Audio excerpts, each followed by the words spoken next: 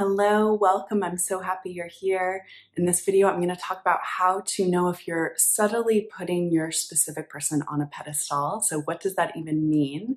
There's a lot of videos out there that are talking about putting someone on a pedestal. This is a very important thing for us to understand, in particular if you're manifesting a specific person. So how do you know if you are subtly putting someone on a pedestal? What does that mean? And how do you take them off so you can manifest whatever you want?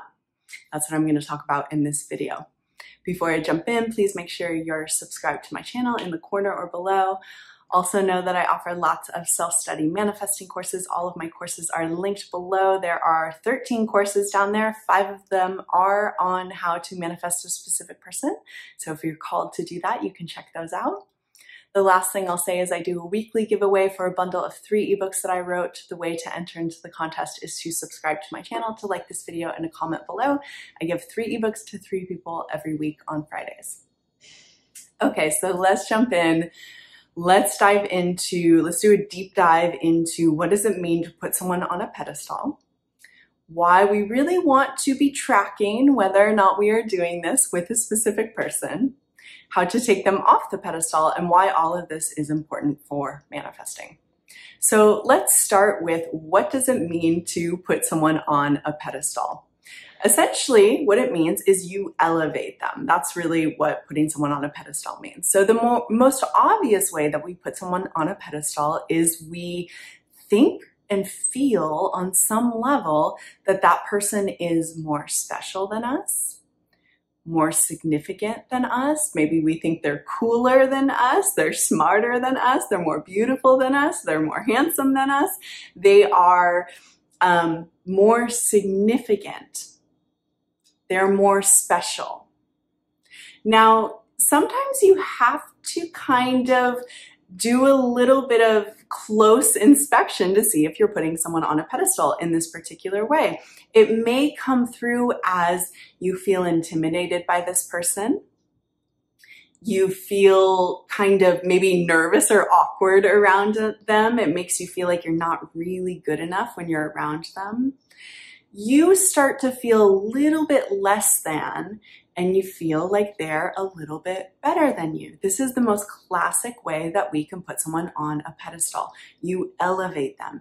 They're better than me. And again, sometimes it's not super strong in terms of, like, we may think we're not putting someone on a pedestal, but there might be slight ways when you pay attention. Oh yeah, I feel not good enough when it comes to that person, or I feel not enough in some particular way. One other little way that can be a subtle way that we put someone on a pedestal, and this one's tricky, but it's that you really feel like that person is the only person you could be with who would ever make you happy. Now, let me explain what this is. This is not the same thing as like really feeling in alignment with someone and feeling like that's my person, that's my partner. That's different. If you feel like super in alignment with your specific person and you're like, you know what, this just feels right.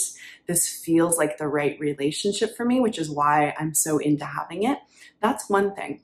But putting someone on a pedestal can also include you feeling like they're the only person that could ever make me happy.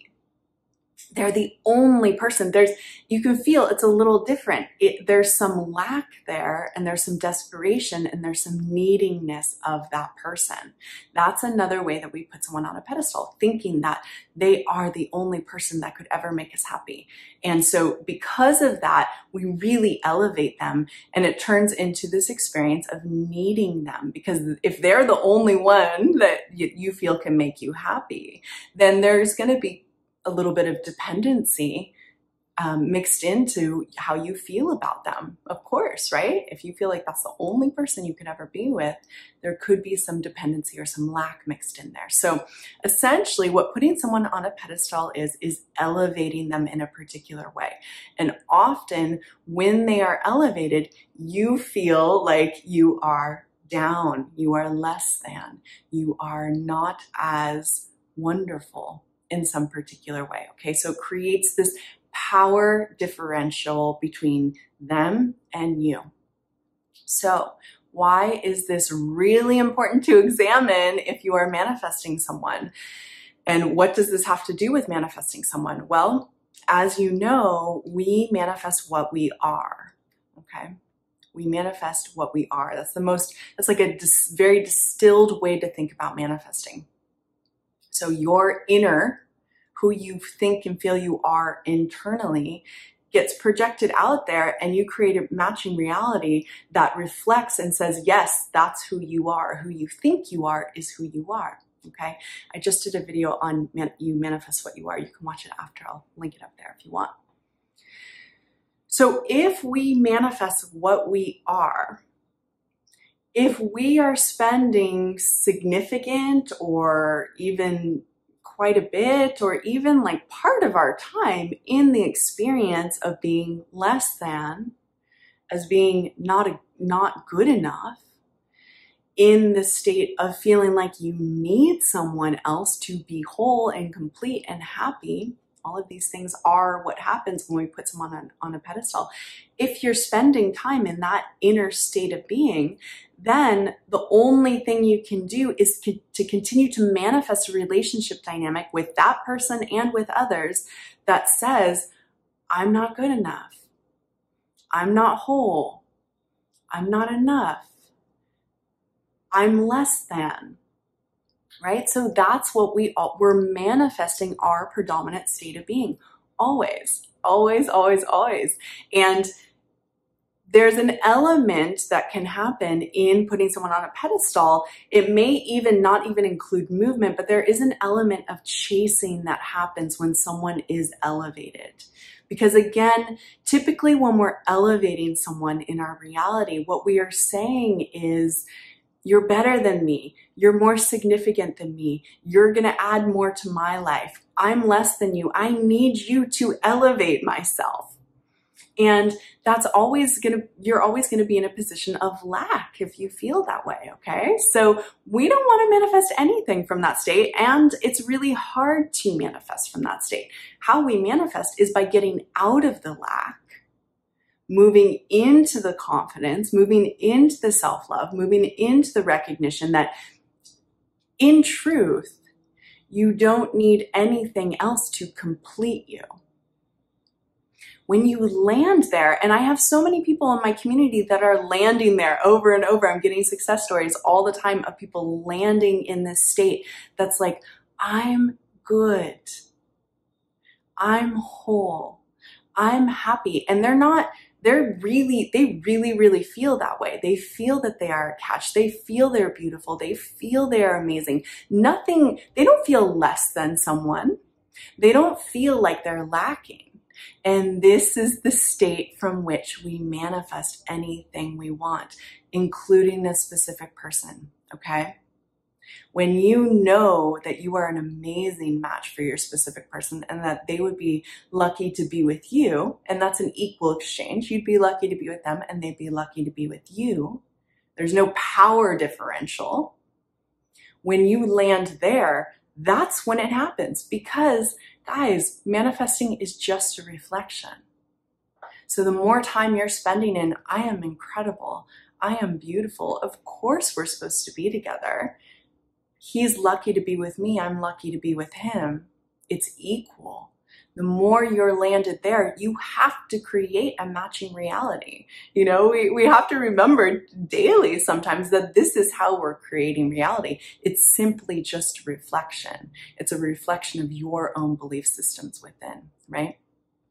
So how do you take someone off the pedestal? Actually, you turn your attention towards yourself.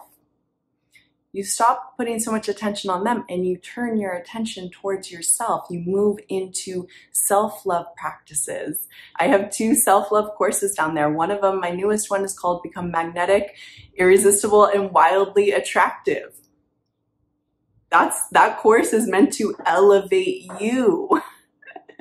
You elevate yourself. You recognize you are a prize. You recognize nothing is missing. You are completely whole. You are completely magnificent and amazing and all the things you are. And of course, they're wonderful too. It's not taking away from them, but you elevate yourself to that level.